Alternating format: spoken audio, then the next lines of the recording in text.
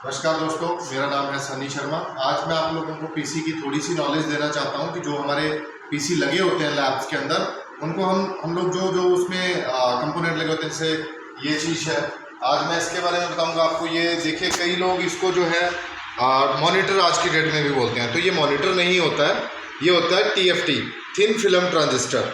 Thin film transistor की जैसे कई लोगों को, अगर मैंने क्लास में भी पूछा है बच्चों को, तो वो लोग बोलते हैं LED है, LCD है, लेकिन इसको बेसिकली हम लोग TFT के नाम से जानते हैं, थिन फिल्म ट्रांजिस्टर। सेकंड बात करते हैं, ये देखिए हमारा ये जो कंपोनेंट लगा होता है, इसको UPS के नाम से जानते हैं, uninterrupted power supply, UPS।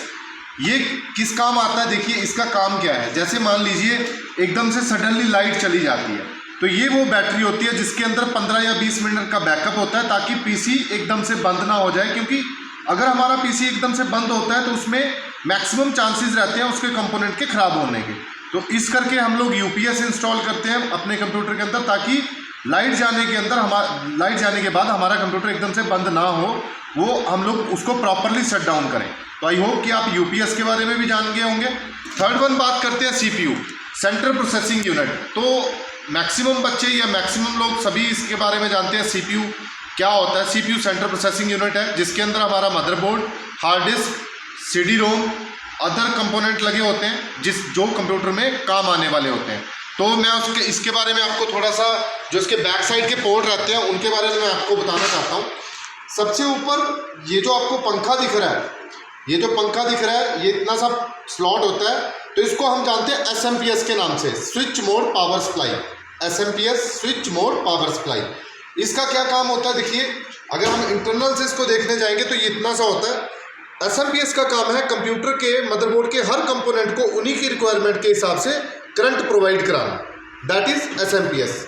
I hope कि आप SMPS के बारे में जान गए हो। नेक्स्ट आपके ये पोर्ट दिख रहे हैं आपको, इनको बोलते थे पहले PS2 पोर्ट। पुराने टाइम में इनमें कीबोर्ड एंड माउस लगते थे जिनमें पिन्स होती थी। तो ये जो इन पोर्ट को बंद करने का रीज़न यही था कि वो पिनें प्रॉपर लगती नहीं थी। अगर एक भी पिन उसमें से ब्रेक हो गई तो वो कीबोर्ड एंड माउस चलते नहीं थे। तो आज के टाइम में ये पोर्ट यूज़ नहीं होते, बट हमें नॉलेज होनी चाहिए कि ये पोर्ट कौन से हैं। तो इसमें पुराने टाइम में कीबोर्ड एंड माउस लगते थे, PS2 पोर्ट। सेकेंड वन बात करते हैं सीरियल पोर्ट की। तो सीरियल पोर्ट में देखिए, एक है 15 पिन और एक है 15 होल। तो ये जो 15 पिन होता है, इसमें प्रोजेक्टर, या ये है आपका सीरियल पोर्ट दूसरा होल वाला, इसमें लगती है VGA, विजुअल ग्राफिक एरे, जो तार यहाँ से निकल के सीधे आपके TFT के अंदर जाती है, ताकि उस TFT में आपको रेजोल्यूशन दिख सके, आपको स्क्रीन दिख सके। तो वो वायर यहाँ से लगती है, जिसका नाम होता है VGA, विजुअल ग्राफिक एरे। इन पोर्ट की बात करते हैं तो ये है आपके USB पोर्ट, जिसमें आप सभी जानते हो पेन ड्राइव्स लगती हैं, कीबोर्ड एंड माउस लगते हैं। आज के टाइम के यूनिवर्सल सीरियल बस के नाम से हम इनको जानते हैं। और इसके आगे जो पोर्ट होता है, इसका नाम है RJ45, रजिस्टर्ड जैक 45। यानी कि ये वो पोर्ट है जिसमें वायर्ड कंप्यूटर में इंटरनेट कनेक्शन के लिए यूज़ किया जाता है इस पोर्ट को। तो ये है आपका RJ45 रजिस्टर्ड जैक, इसी के माध्यम से वायर्ड इंटरनेट आपके कंप्यूटर के अंदर चलता है।